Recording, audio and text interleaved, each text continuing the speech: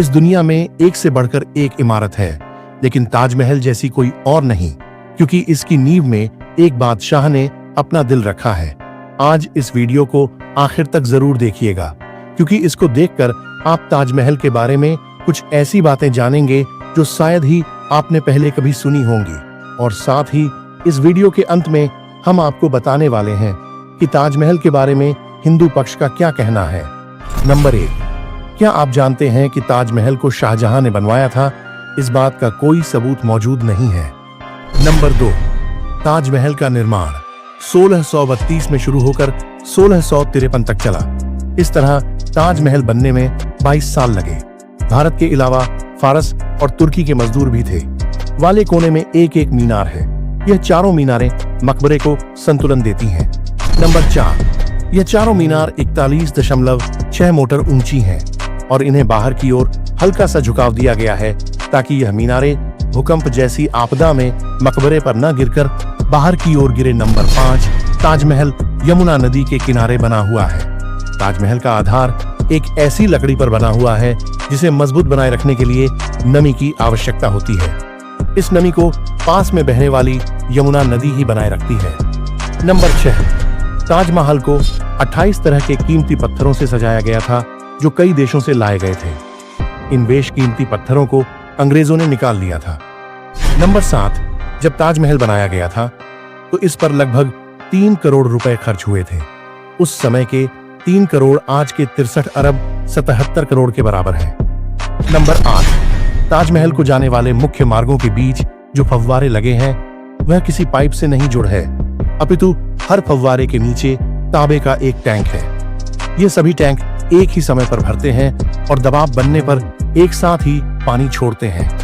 Number 9, Taj Mahal को देखने हर साल 40 लाख लोग आते हैं। इसमें से 70% ही भारतीय होते हैं। नंबर 10, क्या आपको पता है शाहजहां ताजमहल जैसी ही एक काली इमारत बनाना चाहता था जिससे वे ताजमहल की खूबसूरती को देख सके, पर शाहजहां को जब उसके बेटे औरंगजेब ने कैद कर लिया तो उसका ये सपना बस सपना ही रह गया। अब आपको ताजमहल को लेकर हिंदू पक्ष के दावों के बारे में बताते हैं। हिंदू पक्ष के अनुसार ताजमहल वास्तव में शिव मंदिर है जिसका असली नाम तेजो महालय है। आमतौर पर समझा जाता है कि ताजमहल नाम मुमताज महल, जो कि वहां पर दफन की गई थी, के कारण पड़ा। ये बात 2 कारणों के कारण ठीक नहीं बैठती।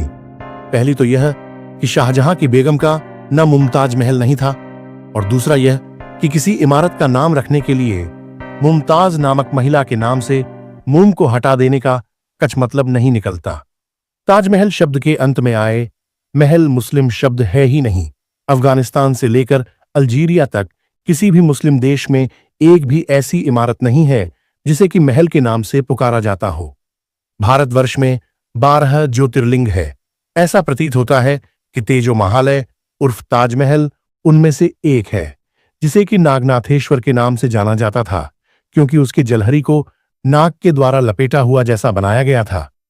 जब से शाहजहां ने उस पर कब्जा किया, उसकी पवित्रता और हिंदुत्व समाप्त हो गई। चूंकि महिला का नाम मुमताज था, जो कि जक्षर में समाप्त होता, हैन कीज में, अंग्रेजी का जन की, भवन का नाम में भी ताज के स्थान पर ताज होना चाहिए था। अर्थात यदि अंग्रेजी में लिखें तो ताज के स्थान पर TH3 होना था, जैसा कि उर्दू में एज के लिए नहीं जीट का उपयोग किया जाता है।